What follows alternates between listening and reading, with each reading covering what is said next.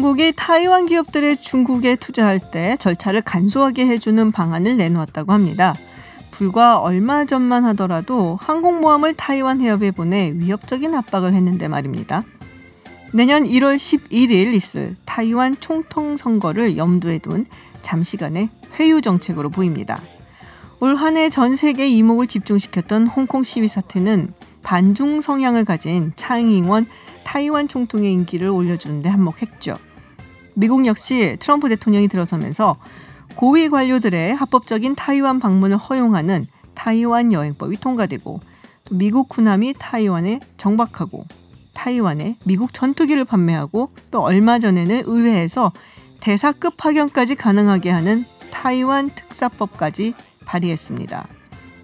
미중 간의 패권 정쟁, 중국이 아직 그럴 만한 체급도 또 그럴 마음이 없다 하더라도 미국은 그렇게 보고 있지 않은 것 같습니다.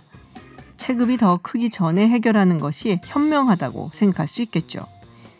1월 7일부터 시작되는 미국 연방의회에서 타이완 특사법이 통과된다면 하나의 중국 원칙을 고수하는 중국은 어떻게 반응할지 연초부터 긴장된 세계를 맞이하게 될 것 같습니다.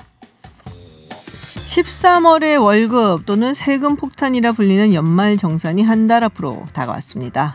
연말정산, 작년과 달라진 점은 무엇인지, 또 어떻게 하면 세금 폭탄이 아니라 보너스를 받을 수 있을지 이데일리 성주원 기자와 함께 이야기해 보겠습니다. 안녕하세요. 네, 안녕하세요. 네, 지금 국회가 돌아가는 상황이 지금 긴박해갖고 제가 보면서 지금 왔다 갔다 하느라고 네. 실수도 많고 한데, 네, 지금 청취자 여러분께 좀 더 전달을 해드리자면은 지금 막 권은희 의원이 냈었던 공수처법 그 수정안이죠. 네, 그 수정안은 부결이 되었습니다. 지금 한국당 의원들은 무기명 투표 방식이 부결되니까 처음에 그거를 먼저 표결에 붙였는데 부결되고 또 한국당 의원들은 본회의장을 지금 현재 퇴장한 상황입니다. 그리고 4+1 협의체의 공수처 설치법안 단일안이 지금 본회의 통과됐습니다. 그러면 오늘 본격적인 이야기를 좀 나눠보도록 하겠습니다. 연말정산 이야기를 나눠보려고 하는데요. 네. 오늘 성주원 기자님 나오셨으니까 혹시 연말정산 꿀팁 좀 전수를 해 주실 거예요. 그래서 궁금한 점이 있으신 우리 청취자분들께서는 샵 0951 그리고 TBS 앱으로 문자 보내주시기 바랍니다. 기자님도 연말정산 하시죠? 네, 그렇습니다. 네, 경제부 기자들은 왠지 잘할 것 같아요. 꼼꼼하게. 뭐 그런 생각들을 하실 수가 있는데 네네네. 사실 뭐 경제 기자들은 재테크도 잘할 것 같고 네. 왠지 이런 연말정산도 그러니까. 뭐 아무 걱정 없이 잘할 것 같은데 사실 네. 기자들이 자기 일에 또 취재나 이런 거에 바쁘다 보니까 정작 자기 앞가림을 잘 못하는 그런 경우가 있습니다. 물론 그래도 어쨌든 기본적인 내용에 대해서는 네. 뭐 일단 정보를 잘 파악하니까 네. 뭐 기본적인 내용들은 잘 챙길 수 있겠죠. 네. 그렇군요. 근데 올해 좀 많이 달라졌다는 이야기가 들어와 있거든요. 네. 그래서 어떤 점이 크게 달라졌는지 이제 그런 부분을 좀 짚어보려고 하는데 네. 일단 이게 있어요. 모바일로 연말정산을 할 수가 있다. 네, 그렇습니다. 물론 이제 많이 전산화가 되면서 네네. 뭐 몇 해 전부터 이제 국세청에서 연말정산 간소화 시스템이라고 맞아요. 해서 PC에서 아주 간편하게 네. 뭐 이미 내가 1년 동안 어떤 소비를 했는지 거의 뭐 빠짐없이 이제 다 이미 기록이 정리가 되었죠. 되어서 네. 확인할 수 있는 그런 시스템이 갖춰져 있지만 그 전까지는 그 웹에서만 PC에서만 그것이 확인이 가능했는데 네네. 이제 올해는 그게 모바일로도 가능하니까 사실 우리가 요새 인터넷 많이 하지만 직장에서 퇴근하고 나면 사실 그 PC 앞에 앉아 있는 시간보다는 모바일에서 인터넷을 이용하는 시간이 훨씬 많은데 앉아있기 싫으니까 PC 그렇죠. 앞에 또. 네. 그래서 사실 이 연말정산 간소화 시스템도 모바일로 활용을 하게 되면 상당히 편하게 내가 1년 동안 어떤 지출을 했는지 그리고 어떻게 연말정산을 할 수 있는지 좀 간편하게 진행할 수 있을 것 같습니다. 그렇군요. 근데 신청 기간이 좀 다르다면서요. 인터넷으로 하는 거하고 모바일로 하는 거하고. 네, 뭐 큰 차이는 없지만 네. 인터넷으로는 1월 15일부터 1월 15일부터 국세청의 연말정산 간소화 시스템에 접속해서 본인의 소비 지출을 이제 확인하실 수가 있고요. 네. 모바일은 이제 그보다 한 3일 정도 늦은 1월 18일부터 확인하실 수가 있습니다. 그렇군요. 네. 그럼 본격적으로 좀 달라진 연말정산에 대해서 이야기를 해봐야 될 것 같은데 네. 새롭게 생긴 공제 항목 어떤 것들이 있을지 좀 알려주세요. 일단은 공제라고 하면은 기본적으로 내가 벌은 그러니까 소득공제가 있고 세액공제가 있거든요. 네. 예, 뭐 이번에 이제 새롭게 추가된 것들이 소득공제 항목도 소득공제? 있고 이제 세액공제 항목도 있습니다. 소득공제라는 것은 내가 올 한 해 2019년 한 해 동안 번 소득에서 일정 부분을 공제하고 남은 부분에 대해서 세금을 그렇죠. 이제 세율을 적용해서 세금을 네네. 징수하는 것이 이제 소득공제 개념이고요. 네. 세액공제는 그렇게 세액이 산출됐을 때 거기서 또 일정 부분 세금을 아예 빼주는 뭐 그런 개념이라고 보시면 됩니다. 그렇군요. 네, 그래서 이제 세액공제 항목에서 좀 눈에 띄는 것은 의료비 세액공제가 추가된 부분인데요. 의료비 세액공제요? 네, 올해 만약에 출산을 하셔서 산후조리원을 이용하신 분이라면 네. 그 산후조리원 비용에 대해서 의료비 세액공제가 추가됐다는 점. 산후조리원에 대해서? 네, 그렇습니다. 산후조리원 비용이 사실은 만만치 않거든요. 그럼요, 비싸죠. 뭐 짧게는 2주, 길게는 4주 정도 이용을 하게 되는데 뭐 짧게 2주를 사용하더라도 뭐 200만 원, 300만 원, 네. 뭐 그 이상 훨씬 많은 비용을 또 지불해야 되는 그렇죠. 경우도 있는데 이 경우에 대해서 좀 부담이 있을 수 있으니 출산 1회당 200만 원 한도로 세액공제를 해줍니다. 그러니까 세액공제이기 때문에 세액공제. 상당히 큰 겁니다. 그러니까 네. 소득을 200만 원 줄여주는 게 아니라 내 세금에서 그러니까 세액으로 그 결정된 것에서 200만 원을 빼주는 것이기 때문에 거라서. 그러네요. 크다고 사실 볼 수가 소득공제보다 세액공제가 어떻게 보면 훨씬 더 조금 그렇습니다. 네, 크다라고 네. 느껴질 수 있을 것 소득공제를 뭐 같아요. 100만 원 해준다고 해도 네. 사실 그거는 세율을 곱하면 뭐 한 15만 원 혹은 뭐 24만 원, 뭐 30몇만 원 이렇게 그렇죠. 이제 자기의 그 소득 구간에 따라서 그 정도의 실제적인 세금을 줄이는 그 정도인데 네. 세액을 만약에 30만 원, 20만 원 줄여준다고 하면 그것도 엄청나거든요. 그렇죠. 근데 그게 200만 원이라고 하면 뭐 상당히 상당히 크게 큰 느껴지네요. 부분이죠. 네, 지금 두두 텔레비전님은 연말정산 정말 다들 궁금해하는 부분이다. 아, 네. 네. 그리고 7971님은 결혼을 아직 안 하신 분인데 네. 매번 연말정산 때 타먹질 못한다고. 그렇죠. 네, 그래서 네. 기혼자에 비해서 미혼 그러니까 결혼을 안 하신 분들이 조금 불리한 부분이 있기는 해요. 네, 자녀가 맞습니다. 없으면은 또 그런 부분에 덜 공제가 받으니까. 네, 그래서 그렇습니다. 내년부터는 조금 네. 타먹을 수 있는 팁 좀 부탁한다고 지금 네. 특별히 어떻게 보면 붙여주셨어요. 그것이 이제 뭐 좀 더 결혼을 네. 뭐 유도하거나 혹은 출산을 유도할 수 있는 방법이라고 그렇죠. 볼 수 있지만 네. 미혼자 입장에서는 좀 불합리하다라고 생각하실 수 있는 그렇죠. 부분이 결혼 각자 아직 안 입장에 하신 따라서 분들 입장에서는 네. 사실 뭐 별반 뭐 이득이 없는 거거든요. 그렇죠, 그거는. 맞습니다. 네. 그렇군요. 어쨌든 결혼하시고 또 이제 출산을 앞두고 계신 분들한테는 조금 혹은 출산을 하셨던 분들한테는 네. 조금 반가운 소식일 수가 있을 것 같습니다. 네. 이 문화비 부분에서도 또 소득공제 항목이 추가가 됐다고 해요? 네, 그렇습니다. 문화비 부분에서 박물관 입장료, 네. 또 미술관 입장료에 대해서 올해 7월 1일부터 이제 그게 적용이 돼서요. 네네. 7월 1일 이후에 만약에 박물관 입장료를 이제 지불했다든지 미술관 입장료를 지불하신 분은 그 비용의 30%까지 또 역시 공제를 받으실 수가 있어요. 소득 공제를 받으실 수가 있는 부분인데요. 사실 문화생활 좀 많이 했으면 좋겠네요. 그렇습니다. 그래서 그 전에 요거에 앞서서 도서 비용과 네네. 공연 비용에 대해서도 정부가 이제 그것을 소득공제 항목에 추가해서 기존의 신용카드 소득공제 한도와 별도로 네. 추가로 또 한도를 준 부분이 있거든요. 그래서 이제 박물관과 미술관도 이번에 입장료가 포함이 된다는 사실도 확인하셔야 되겠습니다. 이게 근데 만약에 가갖고 이렇게 네. 거기 그 기념품점 있잖아요. 네. 그런데 산 거는 그렇죠. 그건 여기서 적용이 이제 안 되는 거죠? 입장료라고 명시를 했기 입장료만. 때문에 일단은 입장료만 포함이 것이다. 됩니다. 네. 좀 큰 항목들 이런 건 사실은 우리가 뭐 좀 작은 항목이라고 할 수가 있잖아요. 이제 네. 좀 큰 항목으로는 공제되는 항목 어떤 것들이 변화가 있나요? 기존에 이제 그 주택담보대출을 이용하셨던 분들은 그 네. 주택담보대출 이자 비용에 대해서 이제 이 소득공제가 확대 적용되는 네네. 부분이 있는데요. 근데 그게 액수가 있잖아요. 사실은 그렇습니다. 네, 담보대출을 받은 그 주택이라든지 뭐 네. 그 본인의 소득이라든지에 따라서 조금씩 제한이 있는 걸로 아는데요. 맞습니다. 뭐 주택 가격이 무작정 이제 비싸다고 해서 다 해주는 것은 아니고요. 네. 공시가격 기준시가라고 표현하는데요. 네네. 기준시가 4억 원 이하 주택에만 그동안은 적용해 왔었는데 이것을 기준시가 5억 원 주택까지도 인정해주겠다. 그러니까 집값이 많이 올랐거든요. 예, 그렇죠. 집값이 올랐기 때문에 그 현실적인 부분들을 반영해서 네. 기준시가 5억 원 이하의 주택을 구입하면서 그러니까 무주택자여야 됩니다. 무주택자가 네네. 이것을 구입하면서 주택담보대출을 받았다면 그거의 이자 부분에 대해서는 공제를 해주겠다. 월세 같은 경우도 공제가 있지 않나요? 그렇습니다. 네. 만약에 내가 방금은 이제 집을 구입한 분의 경우에 해당되는 네. 것이고요. 아직 그 내 집 마련을 못하고 이제 월세로 사시는 분의 경우에는 월세에도 세액공제가 적용이 되는데 그 전에는 국민주택 규모 이하의 맞아요. 주택에 네. 임차하는 경우, 그러니까 그 국민주택 규모라고 하면 전용 면적 85제곱미터를 네네. 말하는 거거든요. 그 면적 기준 이하인 집에 월세로 살고 계시는 분만 월세에 대해서 이제 세액공제를 받을 수가 네. 있었는데 그 부분에서 이제 조금 면적만 보다 보니까 면적은 작더라도 막 비싼 집 이런 그렇죠. 집도 있을 수 있잖아요. 네. 그래서 오히려 그리고 면적은 넓은데 집은 저렴한 집이 있을 네. 수 있고 그렇기 때문에 국민주택 규모 이하거나 혹은 기준 시가가 3억 원 이하인 집 이렇게 두 가지 경우에 하나만 해당이 돼도 월세 세액공제를 받을 수 있게 됐습니다. 그러니까 범위가 더 확대된 거죠.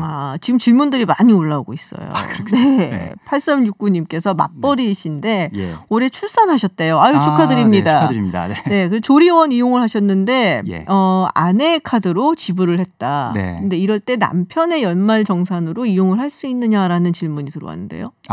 만약에 배우자의 산후조리원 비용도 본인이 배우자의 경우도 같이 적용받으실 수가 있습니다. 네, 적용받으실 수 있다고 합니다. 그리고 5714님께서는 세액공제 200만 원이라는 것은 세금 200만 원을 전액 빼준다는 뜻인가요? 세액공제 개념이 좀 어려워요라고 질문이 들어오셨어요. 아까 이제 앞서 살짝 설명해드렸는데 소득공제와 세액공제는 좀 구분하실 필요가 있습니다. 그러니까 그냥 쉽게 얘기해서 소득공제라는 건 소득이 만약에 100만 원이다. 그리고 만약에 세율이 10%다. 그러면 그 사람은 100만 원에 대해서 10%가 적용되면 10만 원의 세금을 부과받지 않습니까? 그런데 만약에 소득공제를 50만 원을 받게 되면 내 소득은 100만 원이었지만 소득공제에서 50만 원이 이제 감면이 되고 그러면 내 소득은 50만 원이다라고 계산이 된 다음에 거기에다가 10%를 적용하면 5만 원의 세금을 내면 되는 것이고요. 세액공제는 그 뒤에 아까 100만 원에서 10%라면 10만 원인데 원이었죠? 그 10만 원에서 세액을 얼마나 빼주느냐 이게 바로 세액공제 개념이라고 보시면 되겠습니다. 그렇군요. 그래서 소득공제의 한도는 100만 원이다, 200만 원이다 이렇게 좀 규모가 큰데 세액공제는 10만 원이다, 20만 원이다 이렇게 좀 작은 경우가 일반적이고요. 그런데 이번에 산후조리원 같은 경우는 이제 200만 원이니까 세액공제로서는 상당히 크다 이렇게 볼 수가 있습니다. 세금 내는 것에서 200만 원을 빼주는 그렇습니다. 것이다. 실제 계산된 세금에서 빼주는 게 세액공제다라고 보시면 되겠습니다. 네, 그렇군요. 네, 그리고 으라차차 강목수님 일용직이시라고 그러는데 3월 그리고 7월 일하는 곳이 바뀌셨대요. 그러면 어디에다가 세금 신고를 해야 되는지 헷갈리신다고 두 번 바뀌신 거거든요. 국세청에 최종 확인을 해보셔야 될 부분이 있지만 제가 알기로는 저도 이제 이 연말정산에 대해서 완전히 국세청 담당자는 아니기 때문에 조금 제가 틀릴 수 있습니다. 그래서 국세청에 확인을 해보셔야 되겠지만 1급이나 혹은 시급을 받는 일용직 근로자시라면 사실 이 연말정산은 해당이 안 되는 걸로 제가 알고 있거든요. 그러니까 그렇군요. 국세청에 한번 상담 전화나 인터넷에서 조회를 해보셔서 본인이 그 연말정산 대상자인지를 확인하실 필요가 있어 보입니다. 그러니까 일용직 근로자시라고 하니까요. 네, 알겠습니다. 지금 유튜브에서 노네임님께서 공수처법 표결이 끝났는데 진단 토론 안 해주냐고 지금 질문하셨어요. 저희가 좀 이따가 김종대 의원과 전화 연결을 해볼 생각입니다. 그때 김종대 의원께서 생생하게 라이브 바로 거기 계셨으니까 거기서 진단 그리고 토론을 해보도록 하겠습니다.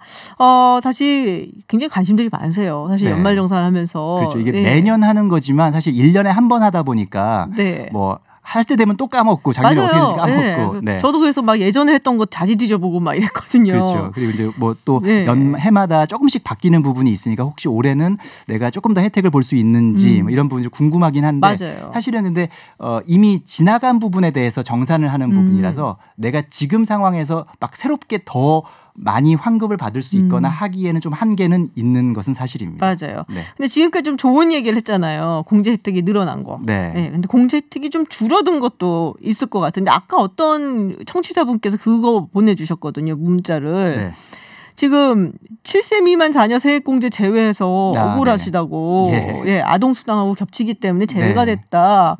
아니 아이는 낳으면서 이런 거 왜 제외를 하는가 하고 조금 서운해하세요. 이번에 연말정산 관련된 보도들이 쏟아지면서 그런 불만의 목소리를 많이 이제 표출하시는 분들이 계시는데 그 부분은 이미 그 아동수당을 신설할 때 이미 자녀 세액공제에 대해서도 단계적으로 없애겠다는 그 계획을 밝혔기 때문에 그 부분은 이번에 새로 갑자기 그 7세 미만 세액공제, 자녀 세액공제를 갑자기 없앤 부분은 아니라는 점을 좀 참고해 주셨으면 좋겠고요.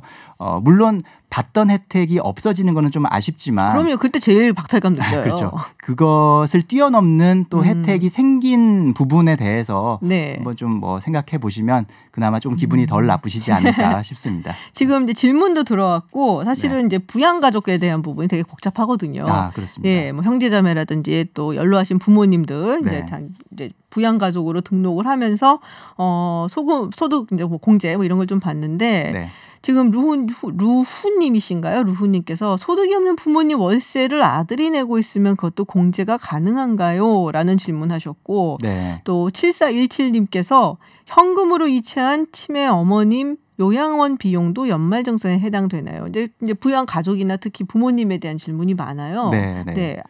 아는 부분들은 그런 부분들은 제가 한번 국세청에 확인을 해서 댓글로 답변을 달아드리도록 하겠습니다. 아, 댓글로 답변을 제가 혹시 여기서 잘못 혹시 답변했을 때 조심스럽게 또 다시 확인하지 않으시고 그냥 이렇게 되는구나라고 생각하실까봐 제가 한번 그거는 확인을 해보고 뭐 필요하시다면 제가 답변을 드리도록 하겠습니다. 네, 근데 형제자매나 부양가족 같은 경우 이제 등록할 때 좀 조심해야 되잖아요. 잘못하면은 이게 이제 더 내야 되는 그런 불미스러운 사태가 벌어질 수도 있다 그래가지고. 네, 어쨌든 기본적으로 중복 적용은 안 되니까요. 네, 그래서 중복 적용이 안 된다. 본인이 그냥 외아들이거나 뭐 외동딸이라서 뭐 부모님을 내가 다 부양하는 그런 경우는 당연히 뭐 중복될 일이 없지만 뭐 형제자매가 있는 경우에는 나도 부모님을 만약에 부양가족으로 등록하고 또 내 형제도 내 부모님을 부양가족으로 등록할 수도 있고요.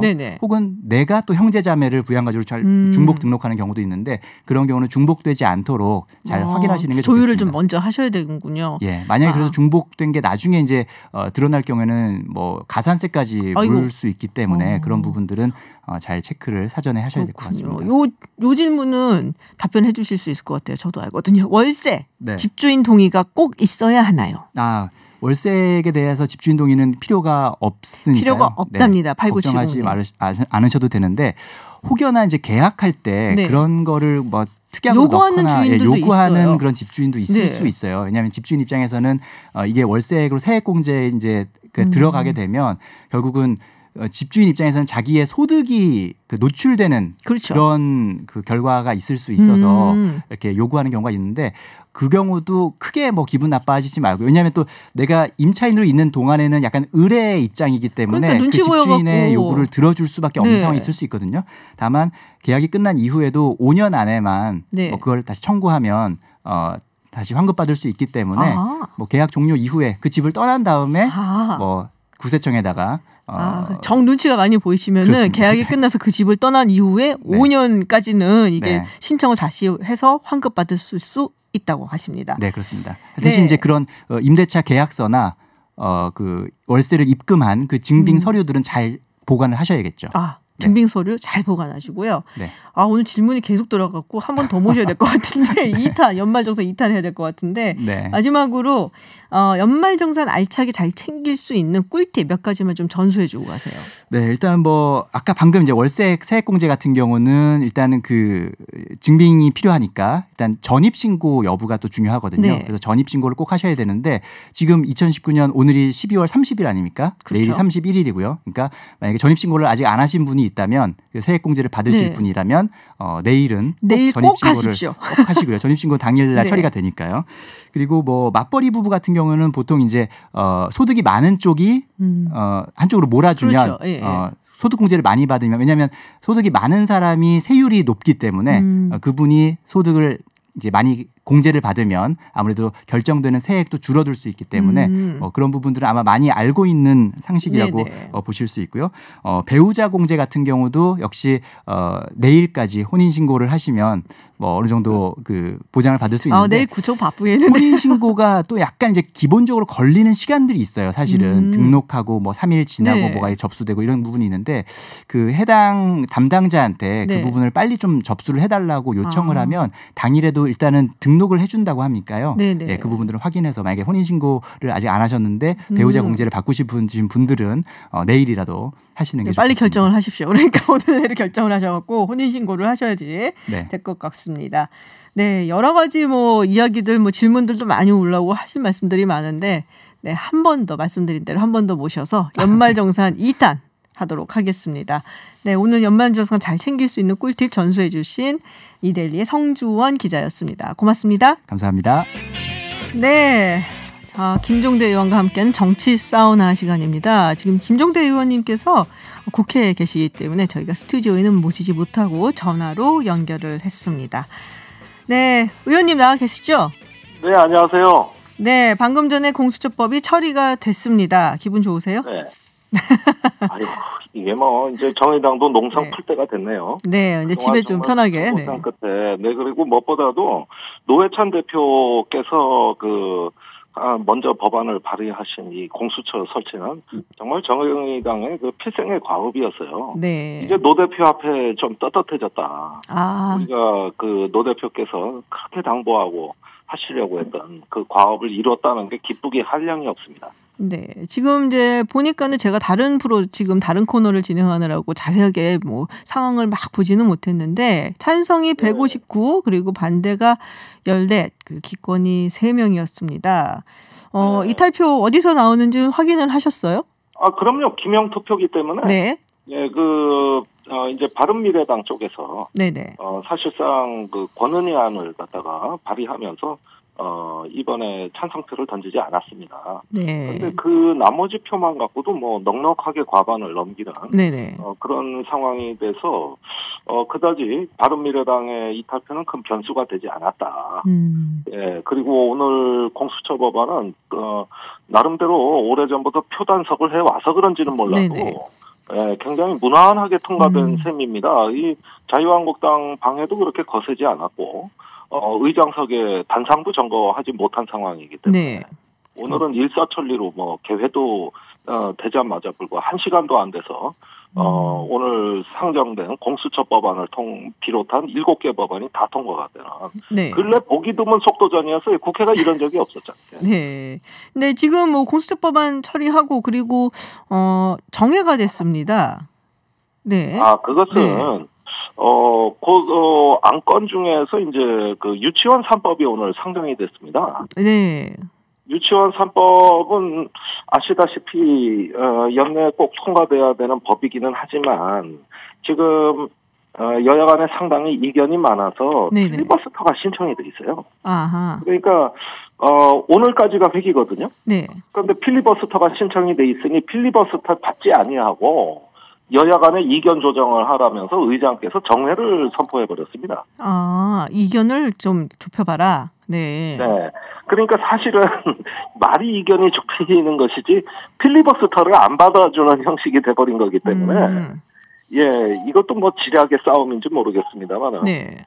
자유한국당도 그다지 항의하지 않고 자연스럽게 이번 회기는 지금 이 순간으로 거의 종료됐다. 사실상 산회됐다. 네네. 이렇게 보셔도 무방할 것 같아요. 그렇군요. 그럼 검경수사권 조정법이라든지 유치원 3법은 다음 임시국회로 넘어가게 된다라고 보면 되는 건가요? 네, 오늘 공수처 설치법안만 올라왔지 네. 검경수사권 조정하는 법안은 올라오지도 않았어요. 상정도 안 됐으니까. 근데 유치원 3법 같은 경우는 일단 상정은 됐으니까 다음. 상정은 됐는데. 네. 이게 왜 필리버스터가 걸려 있는 법안? 그러니까 다음 그럼 임시국회에서는 표결이 돼야 되는 거 아닌가요? 그렇습니다. 네. 이게 이제 언제 다시 소집이 될지 모르겠습니다만 네. 화급을 다투는 법안은 처리됐다고 보고 나머지 쟁점 법안은 1월까지 연장될 가능성이 아주 높습니다. 아하, 그럼 1월까지 연장될 것으로 보인다. 하긴 뭐 그렇습니다. 내일 모레 1월이에요. 생각해 보니까. 그러네요. 아니 국회에서는 시계가 정지돼 가지고. 네, 저희도 정지된 줄 알았어요. 2019년인지 2020년인지 뭐 크리스마스인지 뭔지 감이 없습니다. 이 동네는. 그냥 뭐 충돌하고 뭐 규탄하고 아주 오늘도 험한 모양의 양상이 벌어졌기 때문에 예, 사실상 국민의 시계와 국회의 시계가 좀 다르게 가는 것 같습니다. 네.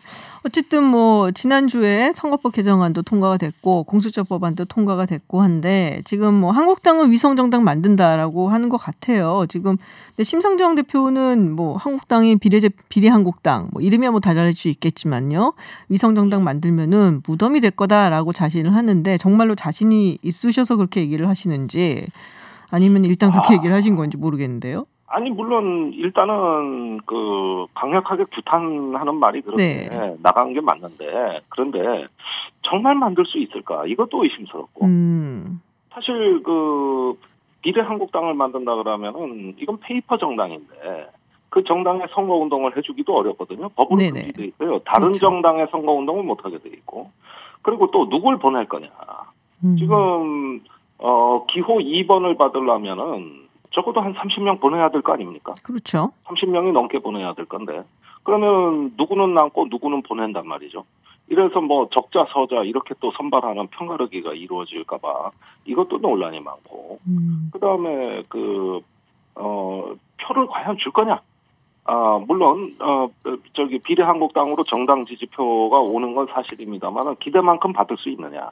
이런 변수들이 수두룩하게 기다리고 있기 때문에 제가 보기에는 자유한국당도 이걸 갖다가 결행하기에는 상당히 큰 도박이다.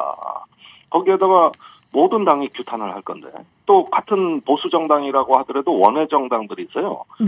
우리공화당 같은 거. 또 최근에 어떤 그 창당인 움직임이 있는 여러 어떤 정당들이 이거는 자유한국당에 대해 가지고 상당히 섭섭한 일 아닙니까? 근데 만약에 자유한국당이 그런 비례 정당을 만들면 민주당에서도 결국엔 만든다고 나오지 않겠냐라는 얘기들을 하거든요. 그러면 정의당 입장에서는 굉장히 좀 뭔가 뒤통수를 맞은 듯한 그런 느낌? 아니, 재선에 장을 찢는데 민주당은 그렇게 안 할 겁니다. 민주당은 그렇게 안 한다? 예, 제가 호언 장담을 합니다. 민주당은 그렇게 할 수 없다. 이렇게 되면은 이제는 그 페이퍼 정당끼리 그 가상 전쟁이 벌어진다는 얘기거든요. 네네. 그렇게 된다는 얘기인데 이건 한국 정치 망하는 길입니다. 그거는 민주당이 여태까지 정치개혁, 선거제개혁에 대해 얘기했던 것이 뭐 그러면 다 물 건너가는 건데 그렇게는 안 할 것이고 또 민주당 내 일각에서 그렇게 나오는 이야기를 지도부가 단호하게 지금 반대하고 있어요. 네네. 그런 만큼 우리가 서로 의리와 양심으로 공조해온 이 4+1 공조체제의 정면으로 위배되는 그런 것들은 하지 않을 것이다. 그리고 저는 4+1 공조가 예산안 통과, 선거법 통과, 공수처법 통과 여기까지 일관되게 관철된 건 문재인 정부의 성격을 결정한 거예요. 앞으로 문재인 정부는 보수 야당과의 어떤 그 타협보다는 개혁연대 세력을 구성해서 그 힘으로 국정 후반부를 앞으로 끌고 나가는 개혁의 박차를 가할 것이다.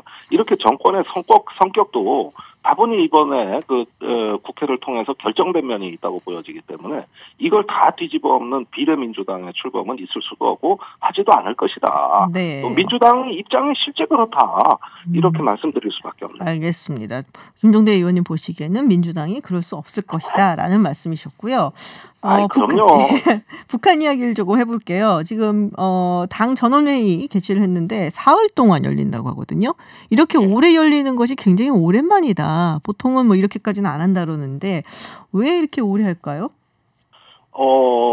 북한은 어떤 국가의 운명을 건 어떤 중대한 결정을 앞두고 있는 거에 있다는 이런 분위기입니다. 그래서 이번에 그 중앙위 전원회의도 보면은 각 시 또 뭐 이렇게 우리로 얘기하자면 시, 군 단위까지 다 동원을 했어요. 네네. 그래서 아예 어떤 전국적인 행사로 사실상 전원회의가 개최가 됐고 또 오늘 들리는 뉴스로는 주민 총소집령이 내려졌다는 거거든요. 총소집령?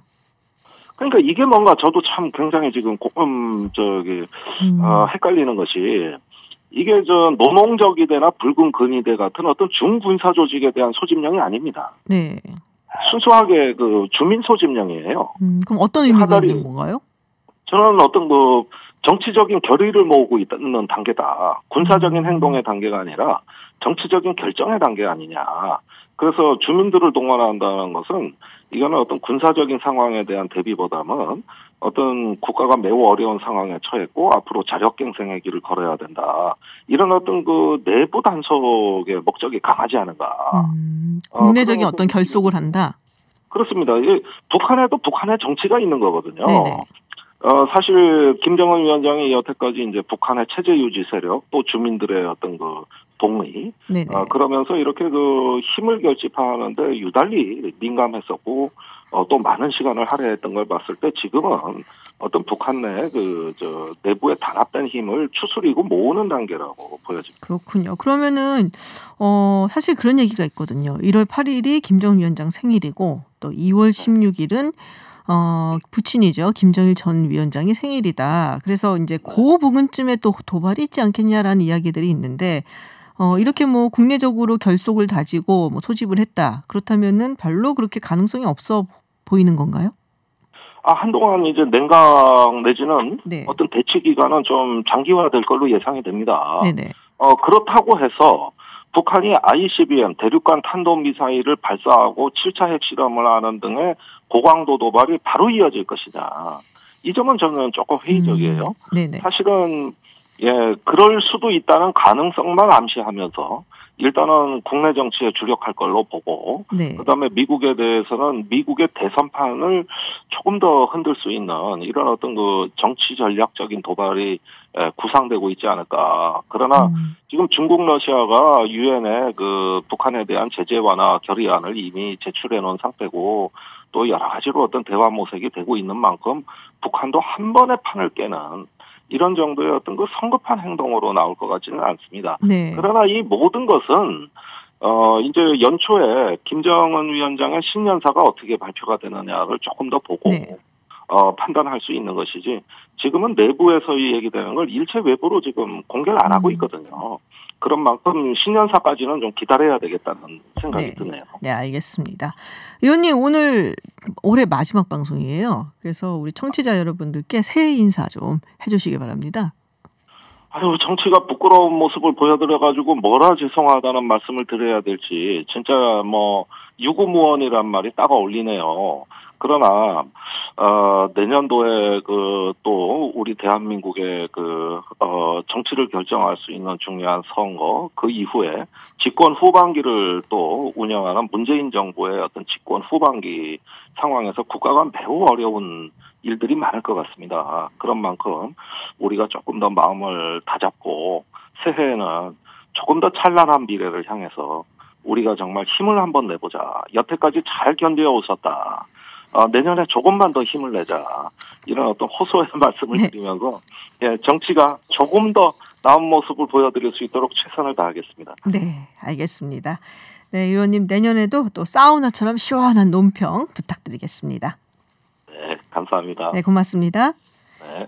네, 지금까지 정의당 수석대변인 김종대 의원이었습니다. 2019년도 이제 이틀 남겨놓고 있습니다. 오늘은 특별히 올 한 해를 빛냈던 스포츠 스타를 주제로 이야기 나눠보겠습니다. 이데일리의 이성무 기자 그리고 스포티비 뉴스 한준 기자와 함께합니다. 어서 오세요. 네, 안녕하세요. 안녕하세요.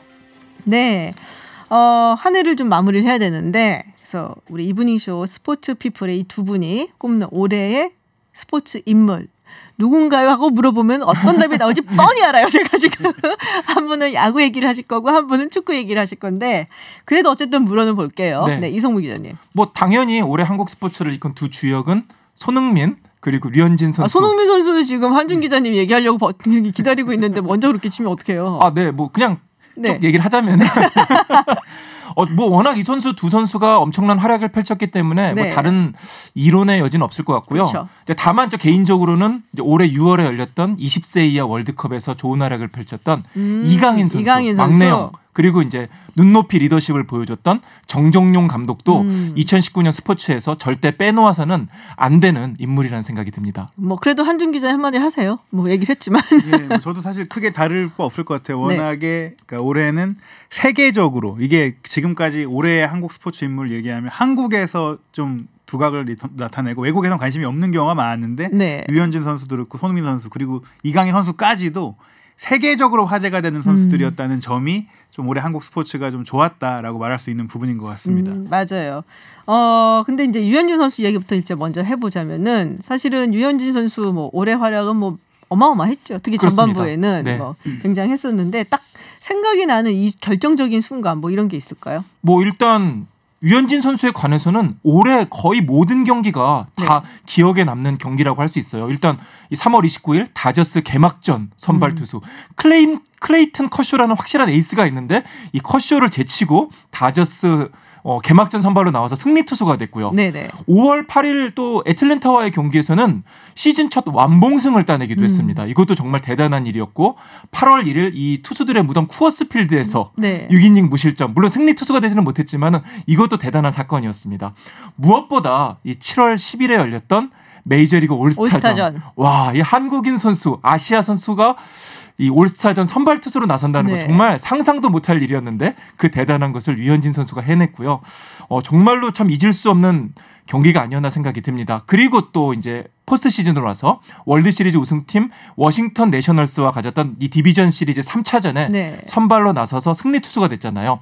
이 경기는 이 2019년 다저스 팀의 마지막 경기이기도 했었고 류현진 선수가 다저스 유니폼을 입고 뛰었던 마지막 경기이자 마지막 승리가 됐습니다. 그러네요. 그러고 생각을 해보니까 이제는 다저스를 떠나게 돼서 그렇습니다. 생각해보니까 다저스 유니폼을 입고서는 뛴 마지막 경기이자 그리고 승리로 거둔 그런 경기였다라는 말씀. 유종의 미를 정말 잘 거뒀죠. 그렇군요. 손흥민 선수도 뭐 어마어마하게 활약을 많이 해갖고 어떤 결정적인 장면을 꼽아주세요 하고 이제 물어보면 너무 많을 것 같은데 많은 분들이 그래도 이 장면 하고 생각을 하고 계실 거예요. 제가 생각하는 장면이 한준 기자 생각하고 있는 장면하고 똑같을 것 같은데. 사실 많은 분들이 생각하시는 장면은 아마 번리와의 경기 70여 미터 드리블이라고 보실 것 같은데 사실은 그보다도 더 임팩트가 컸다는 장면은 저번 시즌 2018-19 시즌 챔피언스리그 8강전 활약이었다고 저는 개인적으로 생각을 합니다. 그러시구나. 그 경기는 토트넘과 맨체스터 시티가 맞붙었을 때 사실 과르디올라 감독이 이끄는 맨체스터 시티가 대회 최고의 우승 후보로도 뽑혔고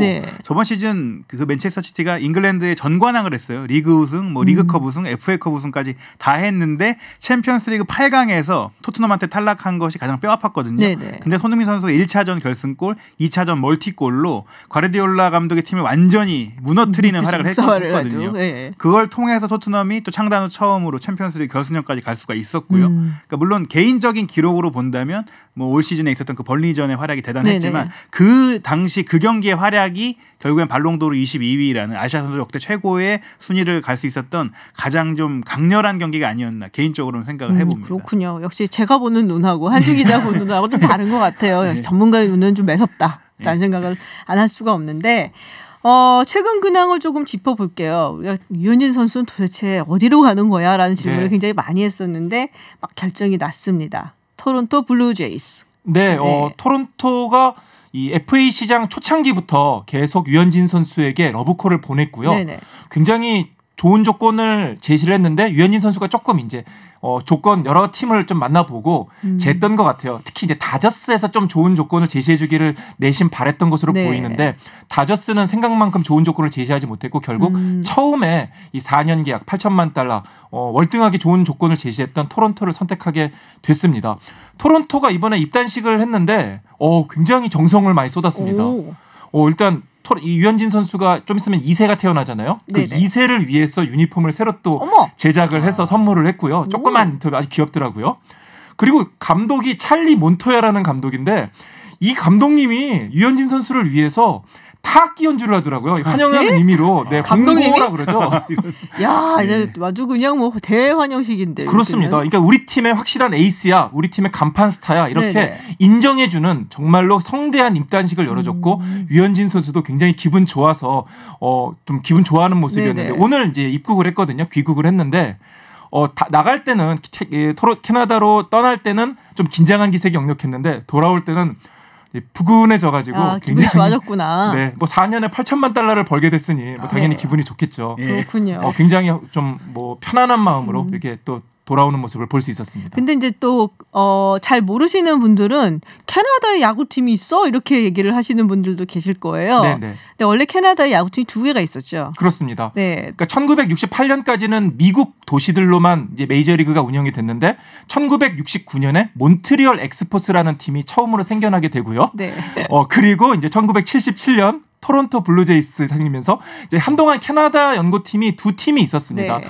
그런데 이 몬트리올 엑스퍼스는 좀 메이저리그의 흑역사라고도 볼 수 있는데 워낙 장사도 안 됐고. 그러지 마세요. 잘하는 선수들 많았어요. 거기 게레로도 있었고 페드로도 거기 있었어요. 페드로 마르티네스, 블라디미르 게레로 뭐 이런 대단한 선수들이 있었는데 결국 이 몬트리올 엑스퍼스는 2004년에 워싱턴으로 연고를 옮기게 됩니다. 네. 그러면서 현재까지는 토론토가 유일한 캐나다 연고팀으로 남게 됐는데 제가 사실은 2004년도 8월 말일 날 캐나다 몬트리올에 이사를 갔어요. 그 전까지 미국에 살다가 그리고선 제일 먼저 했던 게 몬트리올 엑스포스 경기를 표를 사 보러 간 거예요. 역사적인 경기를 보셨네요. 네, 왜냐면은 9월까지밖에 시즌 경기가 없고 10월 되면 당연히 못 가는 팀이고 이 팀은 그러니까 그러고 끝나는 거예요. 몬트리올에서 그러니까 당장 티켓을 사가지고 그때 이제 9월에 경기를 보러 그때 아틀란타 브레이브스랑 했던 경기를 보러 갔었죠. 그 기억이 아직도 나요. 네, 재밌는 게 몬트리올 엑스포스 하면은 간판 스타가 블라디미르 게레로라는 선수였잖아요. 그 선수의 아들이 지금 토론토 블루제이스에 있어요. 그렇습니다. 유현진 선수와 한솥밥을 먹게 됐습니다. 너무 좋아 기분이 그래서 이것도 굉장히 재밌는 인연이라 할 수 있습니다.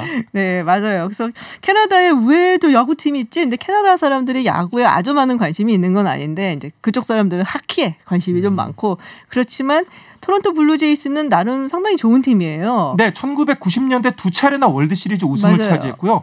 그때 화면을 보면은 와, 이 토론토 시민들이 얼마나 야구에 또 열정이 있고 애정을 가지고 있는지 잘 알 수 있습니다. 아마 유현진 선수가 오면서 토론토 시민들도 굉장히 또 좋아하고 환영의 뜻을 보였거든요. 유현진 선수가 오면서 다시 한번 토론토에 야구 바람이 불지 않을까 생각이 듭니다. 유명했던 선수 중에 로이 할리데이 같은 선수도 있었고 토론토 블루제이스에 그래서 상당히 좋은 팀이다. 뭐 우리는 사실 뭐 잘 모르면은 뭐 다저스나 이런 옛날 팀들 그런 팀만 잘 아는데 토론토 블루제이스 같은 경우는 굉장히 좋은 팀이고 사실 좀 운이 없죠. 이게 아메리카 리그의 동부지구에 속해 있으면은 대체로 운이 없어요. 뉴욕 양키스, 보스턴 레드삭스, 있지. 뭐 최근 템파베이까지 강팀들이 워낙 많아서 쉽지는 않은데요. 하지만 이제 유현진 선수를 영입하면서 토론토도 본격적으로 투자를 하겠다 이렇게 선언을 한 거니까요. 좀 지켜봐야 되겠습니다. 제일 불쌍한 팀이 볼티모어 같아요. 오리올스 너무 불쌍해. 근데 어쨌든 간에 토론토 블루제이스에서 뭐 아마 1선발이 되겠죠? 당연합니다. 네. 지난 몇 년 동안 이제 리빌딩을 하라고 그렇게 투자를 안 했거든요. 이제 팀이 주축이 어린 선수들, 말씀드린 대로 블라디미르 게레로 주니어 같은 어린 유망주들이 지금 주축이기 때문에 유현진 선수가 당장 팀의 또 고참이자 또 1선발로서 또 내년 시즌부터 맹활약을 펼쳐줘야 됩니다. 근데 이제 여기는 아메리칸 리그잖아요. 그렇습니다. 그러니까 내셔널 리그 여태까지 다저스에 속해 있다가 아메리칸 리그로 이제 옮기게 됐는데 그러면 이게 어떤 식으로 류현진 선수한테는 작용을 할지 사실 그 부분도 조금 흥미로운 부분이거든요. 그렇습니다. 일단 여러 가지 다저스 때보다는 좀 불리한 게 아니냐 뭐 이런 얘기도 있고요. 하지만은 특히 이제 예전에는 9번 타자가 투수였기 때문에 좀 쉬어갈 수 있는 기회가 있었는데 이제 9번 타자가 이제 투수가 아니고 지명 타자 제도가 있기 때문에 유현진 선수 입장에서는 1번부터 9번까지 전력 투구를 해야 되는 좀 어려움이 있습니다. 그렇죠. 그렇기 때문에 일반적으로는 내셔널리그에서 아메리칸 리그로 이적하는 투수들이 한 첫 해나 두 번째에 좀 고전하는 경향이 있는데요. 유현진 선수가 그 또 고비를 어떻게 넘길지도 좀 지켜봐야 되겠고요. 하지만은 또 뭐 유현진 선수가 워낙 또 영리한 선수이기 때문에 그런 부분을 잘 적응을 하지 않을까 이런 기대도 충분히 가져봅니다. 그리고 뭐 또 약간 다이나믹하잖아요. 아메리칸 리그가. 그냥 뻥뻥 치는 선수들도 많고 해서 뭔가 좀 더 흥미로운 경기들이 펼쳐지지 않을까라고 기대를 또 해보도록 하겠습니다. 손흥민 선수 얘기로 좀 넘어가도록 하겠습니다. 손흥민 선수 2019년도 활약이 굉장히 컸잖아요. 그러니까 아무래도 좀 몸값이 어마어마하게 뛰었다라는 얘기들이 있는데 어느 정도인지 좀 사실 선수의 몸값이라는 것은 시장 상황, 뭐 팀의 상황, 여러 가지 상황에 통해서 각기 다른 이적료가 발생을 해요. 아무리 실력이 뛰어나다고 그 실력 그대로 결과가 이제 액수가 나오는 건 아닌데 그런 것들을 좀 반영해서 측정하고 있는 독일의 트랜스퍼 마크트라는 사이트가 있습니다. 이 매체에서 측정한 현재 손흥민 선수의 몸값은 8천만 유로로 한국 돈으로 한 1,000억 정도 되거든요. 이제 이 8천만 유로가 이적료 개념입니다. 이 팀에 토트넘에 속해 있지만 계약 기간 안에 이 선수를 데려오려면 이 정도 액수를 내야 된다는 건데 이건 이제 측정액이고 실제 현재 시장가는 한 유럽에서는 1억 유로 정도 보고 있습니다. 1억 유로. 기본적으로 이제 손흥민이라는 선수가 아시아 시장에서 마케팅 가치가 있기 때문에 그렇죠. 그 측면을 좀 감안했을 때 토트넘이 장기 계약돼 있는 손흥민을 내주려면 1억 유로 정도는 받아야 된다. 근데 1억 유로를 낼 수 있는 팀이 유럽 시장 아니어도 많지는 않아요. 그래서 거론되는 팀들이 레알 마드리드나 바르셀로나, 유벤투스, 뭐 바이에른 뮌헨 같은 정말 세계적인 강팀 정도인데 그 팀들 아니고선 손흥민을 데려가기가 어렵다. 유벤투스는 좀 네, 유벤투스는 조금 뭐 그렇긴 한데 뭐 어쨌든 그 재정 규모로 봤을 땐 그 정도 수준이거든요. 네. 현재 손흥민 선수의 위상이 그 정도까지 갔다고 볼 수 있는 부분이고 실제로도 이제 손흥민 선수가 레알 마드리드에 뛰더라도 어색하지 않을 정도의 위상과 가치를 가진 선수가 됐다는 점에서 올 한 해 손흥민 선수는 진정한 월드 클래스로 도약을 했다. 이렇게 말해도 정말 이제 국뽕이 아닌 정말 세계적인 평가가 그렇게 됐다고 볼 수 있습니다. 그렇군요. 사실은 이 포체티노 감독이 중간에 이렇게 딱 8월이었나요, 그게? 예. 네, 경질이 되어서 좀 놀랐거든요. 그래서 무리뉴 감독 왔을 때 무리뉴 감독 워낙에 유명한 사람이라 다들 잘 알고도 계시겠지만은 손흥민 선수랑 맞을까라는 이야기들을 굉장히 많이 했었어요. 그 공격이라든지 스타일 같은 게. 근데 의외로 케미가 좋다라는 얘기들이 나오고 있는 것 같아요. 사실은 저는 개인적으로 맞을 거라고 예상했던 사람 중에 한 명입니다. 왜냐하면 이런 깨알잖아. 예, 무리뉴 감독의 전술 성향 자체가 역습을 중시하는 속공을 네네. 중시하는 감독인데 손흥민 선수가 잘하는 게 또 역습이고 속공이고 또 무리뉴 감독이 굉장히 선수단을 타이트하게 관리하는 것으로 유명한데 한국 선수들은 뭐 최근에 이제 젊은 선수들이 자유분방하고 개성도 강해졌지만 여전히 감독의 말을 사실 잘 들어요. 전통적으로 저희의 교육 문화 자체가 좀 약간 그 감독님의 말을 스승처럼 받는 그런 스타일이다 보니까 무리뉴 감독도 너무 좋다라고 실제로 인터뷰에서도 퍼거슨 감독이 맨유 시절 박지성에 대한 좋은 얘기를 하는 걸 들었는데 나도 손흥민을 만나보니 한국 선수를 지도하는 게 왜 좋은지 알겠다라는 말까지 직접 할 정도였거든요. 그렇군요. 사실 수비하라고 하면 수비도 하고 또 공격하라고 하면 공격도 하고 거의 전술적인 지시에 대해서 그 수용해서 수행하는 과정에 매끄럽다 보니까 무리뉴 감독과 잘 맞고 있고 그러다 보니까 뭐 최근 이제 퇴장 징계로 못 나오고 있지만 무리뉴 감독이 정말 가장 중용하는 선수로 지금 기용되고 있습니다. 3경기 출장 정지 당한 거죠 지금? 예. 그 프리미어리그는 다이렉트 퇴장을 당하면 무조건 3경기를 나올 수 없는 좀 강한 좀 판정 기준을 갖고 있어요. 이게 사실 다른 유럽 리그에 비해 몸싸움에 대한 파울에 관대한 편이거든요. 그래서 퇴장이 한번 나왔다 하면 3경기를 못 뛰게 하는 그런 규정이 있어요. 어떤 상황이었던 거예요? 정확히 좀 설명 좀 해주세요. 이게 좀 상대를 아주 다치게 하는 장면은 아니었지만 첼시 수비수였던 이제 리디거 선수랑 몸싸움한 뒤에 쓰러졌을 때 좀 일어나면서 손흥민 선수가 그 발길질을 했어요. 약간 이제 순간적인 약간 감정 컨트롤이 안 됐던 것 같은데 경기도 잘 안 풀리고 짜증도 났었고 이런 예민했던 상태에서 발길질을 한 것이 제대로 적중하진 않았지만 그 리디거 선수는 큰 제스처를 통해 넘어졌고 주심은 VAR을 비디오 판정을 통해서 퇴장을 줬는데 결과가 중요한 게 아닙니다. 이 선수를 다치게 한 게 중요한 게 아니라 다칠 수 있었던 그 의도, 보복성 파울을 가했다는 거에서 퇴장 판정이 나왔고 무리뉴 감독은 사실 경기 끝나고 약간 좀 농담을 하면서 리디거 빨리 병원 가봐야겠다. 그렇게 넘어진 거 보니까 갈비뼈가 부러졌을 것이다. 이렇게 말을 했지만 실제로 부러뜨렸을 정도의 가격이 아니었다고 하더라도 조금 위협적인 행동을 했다는 것 자체로는 퇴장이라는 건 좀 의심의 여지가 없는 그런 상황이었다. 네. 그래서 올 한 해 뭐 류현진 선수 그리고 손흥민 선수 뭐 이강인 선수까지 올해를 빛낸 우리 한국 스타들 이렇게 꼽아 주셨는데 그 외에 또 우리 스포츠계 이제 2019년에 잊어버릴 수 없는 뭐 인물이라든지 사건 하나씩만 좀 꼽아 주신다면은 어떤 게 있을까요? 저는 일단 날강두 사건. 호날두 유벤투스 얘기하니까 지금도 제가 좀 머리가 좀 끓어오르고 있는데요.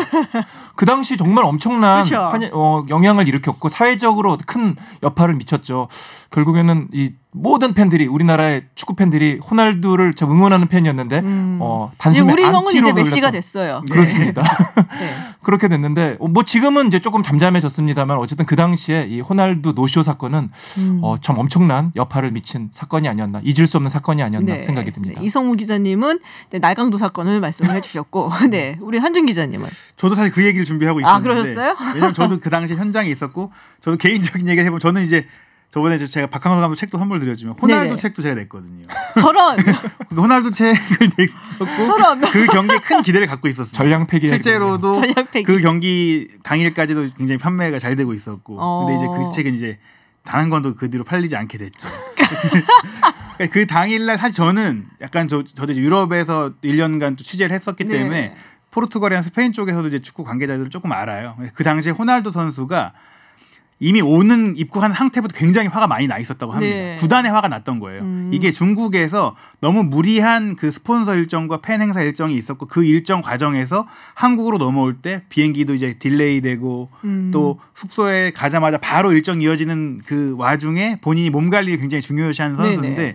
많이 화가 난 거죠. 그래서 어떻게 본다면 구단과의 힘겨루기를 한 거예요. 나는 뛰지 않겠다. 난 이러면 무리한 행사를 할 수 없겠다.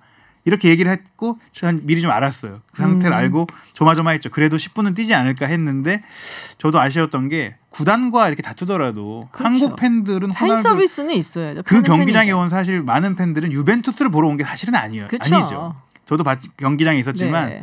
그 5만 명이 호날두 유니폼을 입고 있었습니다. 한국이 5만 명. 그 팬을 다 잃어버린 그 이상의 팬을 잃어버린 호날두의 행정이었기 때문에 호날두가 자신의 지금까지 위상의 상당 부분을 잃었고 마케팅 관계자들이 그 얘기를 해요. 한국에서 유독 호날두 인기가 많다. 그런데 그 사건 하나로 호날두는 한국의 팬을 모두 잃었다라고 볼 수 있는 그런 큰 사건이었습니다. 뭐 모두가 사실은 동의하는 것 같아요. 2019년 스포츠계 가장 큰 사건, 좀 속상한 사건이죠. 네. 호날두 선수 유벤투스가 방문했을 때 뛰지 않았던 사건이었던 것 같습니다.